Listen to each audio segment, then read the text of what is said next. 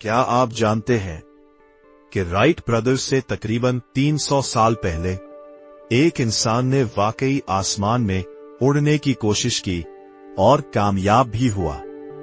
ये कहानी है एक ऐसे शख्स की जिसने दुनिया को बताया कि ख्वाब सिर्फ देखने के लिए नहीं होते, उन्हें हकीकत भी बनाया जा सकता है। उसका नाम था हिज़ाफिन अहमद चेलेबी।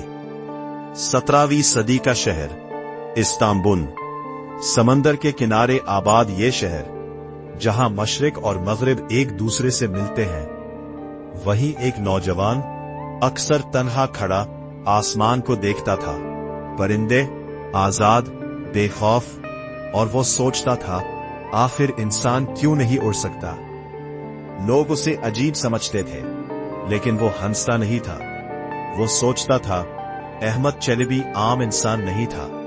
लोग उसे कहते थे हजार फन, यानी वो शख्स जिसे कई उलूम आते हो। वो साइंस जानता था, हवा के बहाव को समझता था, परिंदों की हरकत का मुशाहदा करता था।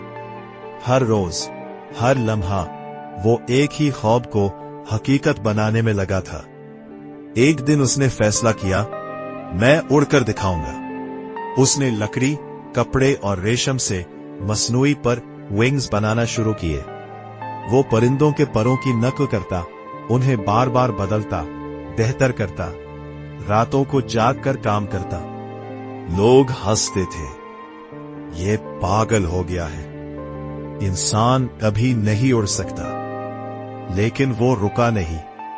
उसने सीधा बड़ी छलांग नहीं लगाई। पहले उसने छोटे तजुर्बात किए। वो गया औक मैदानी, वहां छोटी पहाड़ियों से हल्की हल्की उड़ान की कोशिश की। कभी गिरा, कभी जख्मी हुआ, लेकिन हर बार उठा और हर बार सीखा। नाकामी कामयाबी का पहला कदम होती है।